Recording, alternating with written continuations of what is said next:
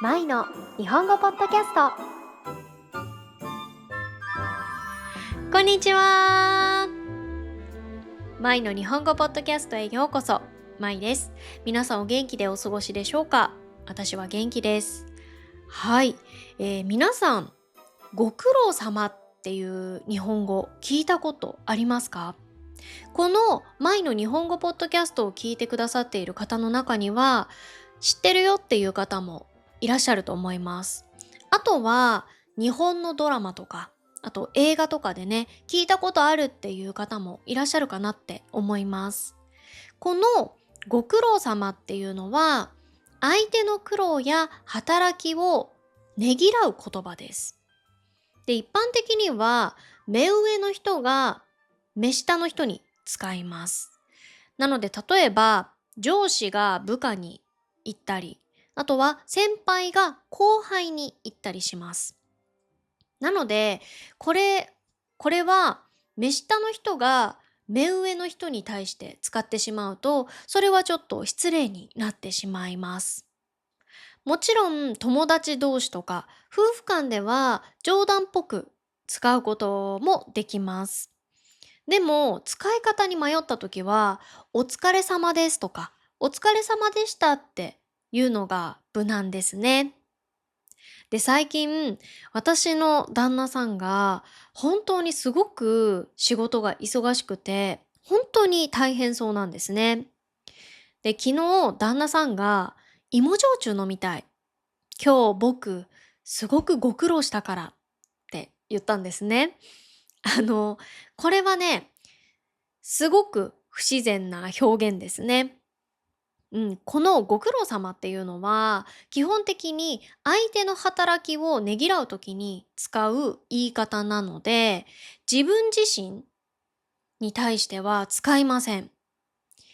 で、この場合、自分自身について言いたいときは、今日頑張ったからとか、今日すごく大変だったからっていうのが自然な表現かなって思います。でも先ほどもお伝えしたように、夫婦の間ではご苦労様って使うことできますよね。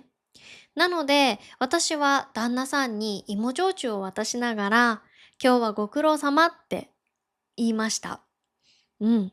ただ、私から皆さんに対してご苦労様って言ってしまうと、それはちょっと上から目線に聞こえてしまうんですね。そう、上から目線に聞こえるから、使うことができません。じゃあ、こういう場合、なんて言ったらいいんでしたっけ？そうです。お疲れ様です。ですね。本当に毎日ね、この暑い中、お仕事を頑張っている方も、あとは勉強を一生懸命頑張っている方も、本当に毎日お疲れ様です。はい。今日もね、一日頑張っていきましょう。はい。それではね、今日のテーマ始めていきましょうかね。今日はちょっと変わった日本のレンタル文化についてお話ししていきたいと思います。皆さんは普段何かをレンタルすることってありますか？例えば車や自転車、あと洋服とか、それから旅行先で使う道具とかね。本当にいろいろなレンタルサービスがありますよね。日本には物だけではなくて、人に話を聞いてもらったり、どこかへ付き添ってもらったり、あとは恋人とか家族の役をしてもらったりする、そういったレンタルサービスもあるんですね。え、恋人とか家族までレンタルできるのって驚いた方もいらっしゃるかもしれません。でも、今回ご紹介するサービスは、日本人がみんな普通に使っているサービス、まあ、普段みんなが使っているっていうものではありません。テレビとか SNS で話題になることはあるんですけど、でも実際にはかなり珍しいサービスです。はい。なので、日本ではこういう珍しいサービスがあるんだなって思いながら聞いていただければなと思います。はい。それではまず一つ目は、おっさんレンタルです。はい。で、このおっさんっていうのは、おじさんっていう言葉あるじゃないですか。中高年男性のことをおじさんって言いますよね。そのおじさんが、砕けた言葉です。うん。で、本当にこのおっさんっていうのは、すごく砕けた表現なので、親しい関係ではない相手に直接「おっさん」って言っちゃうと、これはもうすごく失礼になってしまうので、気をつけてください。で、このおっさんレンタルがどういうサービスかっていうと、主に中高年男性、だいたい40代、50代の男性を時間単位でレンタルできるっていうものですね。で、その登録者のプロフィールを見て、あとは経歴とか得意分野とかを確認して依頼したい人を選ぶっていう感じです。ただ、何を依頼できるかっていうのは、本当にその登録しているおじさまたちによってね、違います。あの、相談を聞くのが得意っていうおじさまもいれば、何か作業をするのが得意っていうおじさまもいるのでね。うん。なので、依頼をする前に、ちゃんとプロフィールを確認した上で、こう、依頼をするっていう依頼をする必要がありますね。で、このおっさんレンタルの公式サイトでは、レンタル料金が、1時間1000円って書いてあるんですけど、ただ別で、交通費とかもかかるじゃないですか。あとはランチ一緒にしたらそのランチ代とか。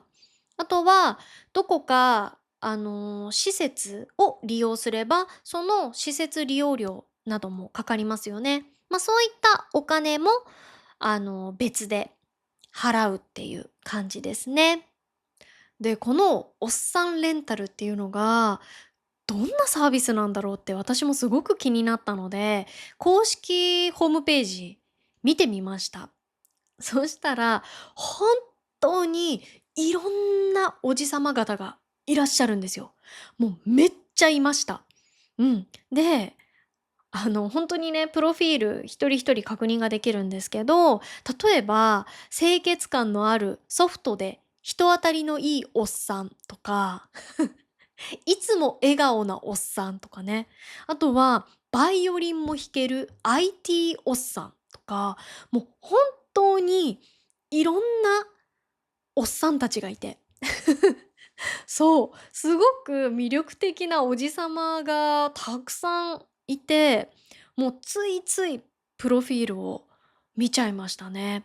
うん。で、本当にみんなできることとできないことっていうのを、ちゃんと詳しく書かれている方が、いらっしゃるので、結構多かったので、それで、例えば話を聞いてもらいたいっていう、なんか話を聞いてもらいたいって思ったら、話聞くのが得意ですっていうおじさまを選んだりね。うん。なので本当に、いろんなおじさまがいるので、その用途に合わせて依頼ができるなって思いましたね。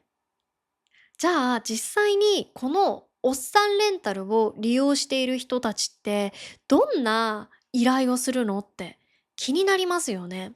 で、私もすごく気になったのでちょっと調べてみました。そしたら、実はこのおっさんレンタルを利用する方の多くが20代から30代の女性だそうです。うん。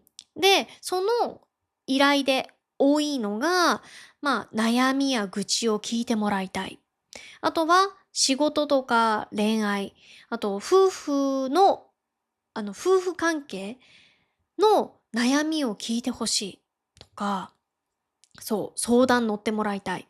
うん。あとは食事とか映画館、あとイベントに一緒についてきてほしいっていう依頼とか、そういった、依頼がね、多いそうです。そう。で、やっぱり一人では行きにくい場所とかもあるじゃないですか。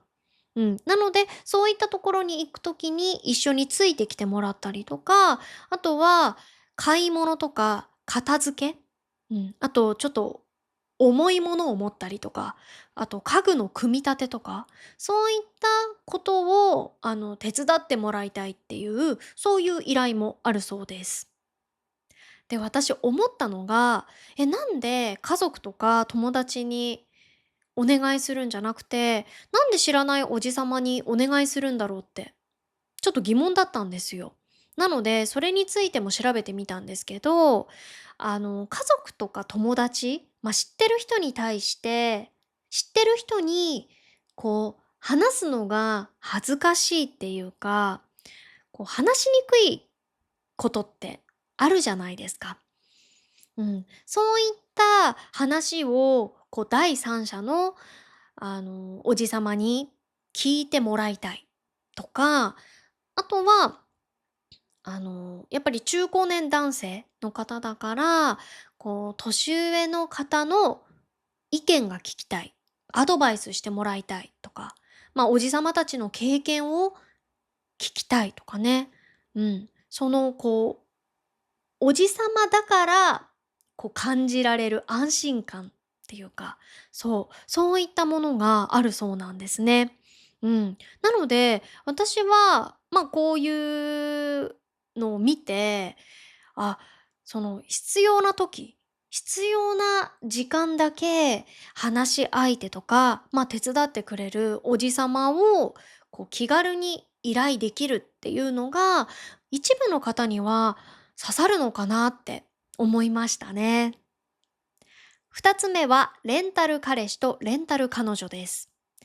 はい。このレンタル彼氏、レンタル彼女は、プロフィールとかを見て、好きなキャストさんを選んで、で、予約した時間だけ恋人のような雰囲気でデートを楽しむことができるっていうサービスですね。ここでいうキャストっていうのは、レンタル彼氏やレンタル彼女として一緒に過ごしてくれるスタッフさんのことですね。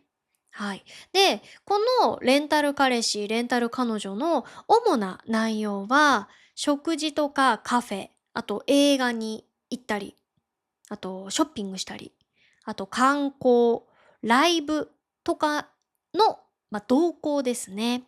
はい。他にも一人では行きにくいレストランとか、あと誕生日とか特別な日を誰かと一緒に過ごしたいっていう時にも依頼することができるそうです。はい。実際の恋愛関係を始めなくても、恋人と過ごしているような時間を体験できるので、そういったところがこのサービスの特徴かなと思います。あとは、異性との会話に慣れていない人とか、あとデートに慣れてない人が練習として利用することもできます。で、利用する時間とか料金、あとサービスの範囲が事前に決められているので、自分の目的に合わせて利用することができます。で、この利用料金の他に、ご飯代とかね、デートの費用かかるじゃないですか。そのデート費用も基本的にお客さん持ちなんですけど、やっぱりレンタルといえども、彼とのデートを楽しみたいっていう女性も多いそうなんですね。だから、そういう時にデート代を、その都度自分で、支払うっていうのは、なんか、夢から覚めてしまう、現実に戻されちゃうみたいな、そういった、感覚になってしまうみたいなんですよ。だから、レンタル彼氏と会ったらすぐにデート費用をポチ袋に入れて渡す女性が多いそうなんですね。で、このポチ袋っていうのが何かっていうと、お金を入れて渡すための小さな封筒のことです。で、そのポチ袋を受け取ったレンタル彼氏の方は、そのポチ袋からデート費用を払っていきます。そうすれば、周りの人からお店のね、レジの人とかからも、あの、男性が、彼氏がお金を出しているっていう風に見えるじゃないですか。なので、あえてそういう風にしている女性も多いそうです。このレンタル彼氏、レンタル彼女って聞くと、どこまで OK なのって思う方もいると思うんですけど、あくまでもカップル気分を味わいながらデートを楽しむためのサービスなので、キスとか体に触れる行為、あとは性的な要求は NG です。あと、ホテル行ったり、自宅に連れて行ったりね。そういう二人きりになる密室へ行くこともできません。三つ目は家族レンタルと友達レンタルです。まず、家族レンタルからご紹介しますね。この家族レンタルっていうのは、スタッフに父親や母親、あとは兄弟とか祖父母など、そういった家族の役をしてもらうっていうサービスです。で、決められた場面とか時間だけ、家族として振る舞ってもらいます。で、このサービスによっては、事前に詳しい打ち合わせも行います。例えば、家族構成とか、あと、お互いの呼び方とかね。うん。あと、どんな会話をするかとか、そういったことをあらかじめ決めておくんですね。家族レンタルは、授業参観や運動会などの学校行事とか、あと、結婚相手の家族との顔合わせ、あと結婚式とか、様々な場面で利用できるっていう風に公式サイトで紹介されています。例えば家族と疎遠になっていたり、あと何か事情があって本当の家族には頼めないっていうね、こういった時に、このサービスを利用するっていう方がいるそうです。あとは特別な行事とかに参加してもらうだけじゃなくて、家族と一緒に食事をするような時間を体験したいっていう、そういった方の依頼もあるそうなんですね。それから友達レンタルは、スタッフに友達役として同行してもらって、その予約した時間だけ一緒に過ごすっていうサービスです。例えばショッピングとか映画、食事、カラオケとかに付き合ってもらったり、あと一人では行きにくいイベントについてきてもらったりね。うん。そういったことができるそうです。あとは、もう、ただ話を聞いてほしい。話を聞いてもらいたい。愚痴を聞いてもらいたいっていう時に、依頼したりするっていう、そういった場合もあるそうです。他にもね、合コンとかで人数が足りない時に参加してもらったり、あと結婚式の招待客が少ない時にゲストとして参列してもらったりするケースもあるそうなんですね。はい。わざわざお金を払って家族とか友達をレンタルするのってちょっと不思議に思った方もいるかもしれませんね。うん。もちろんね、利用する理由っていうのは人それぞれ違います。ただ、その日、その場面だけ誰かに一緒にいてほしいっていう時とか、あとは本当の家族とか友達には頼みにくいことをお願いしたいっていう時には、このサービスは利用しやすいのかなって思いますね。で、韓国にもこういうサービスがあるのか、すごく気になったんですよ。だから、旦那さんに聞いてみました。友達レンタルとか家族レンタルって韓国にもあるのって聞いてみたら、旦那さんが、うん、あるよって言うんですね。そう、韓国でも、結婚式のゲストの人数を合わせるために、友達レンタルを利用したりする人がいるそうなんですよ。そう。で、これ聞いた時に、韓国もそういうサービスあるんだって、すっごいびっくりしましたね。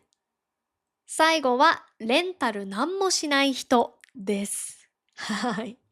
個人的にはね、このサービスが一番面白いなって思いましたね。はい。このレンタルなんもしない人は、森本庄司さんっていう方が個人で行っている活動です。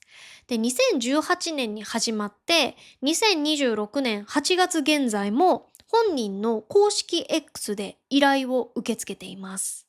で、基本的には指定された場所へ行って、その人と一緒にいるっていう、そういったサービスですね。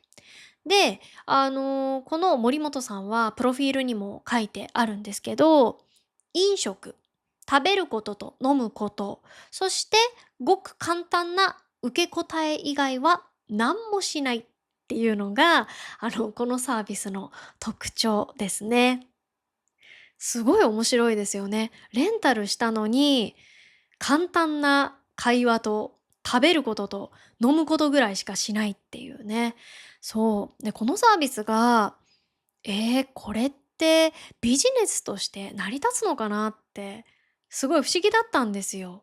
そう。でも、実際にこのレンタルなんもしない人は、すごい話題になって、本を出版したり、あとテレビ番組にこの森本さん自身が出演したり、あとドラマ化もするほど話題になりました。はい。で、この森本さんの公式 X は、今、約41万人のフォロワーがいます。本当にすごいですよね。ちゃんとビジネスとして成り立っているんですよ。で、実際にどんな依頼内容があるのかっていうと、例えば、マラソンのゴール地点で待っていてほしいとか、あと離婚届を提出したいから一緒についてきてほしいとかね。うん。あとは、もう何もしなくていいから。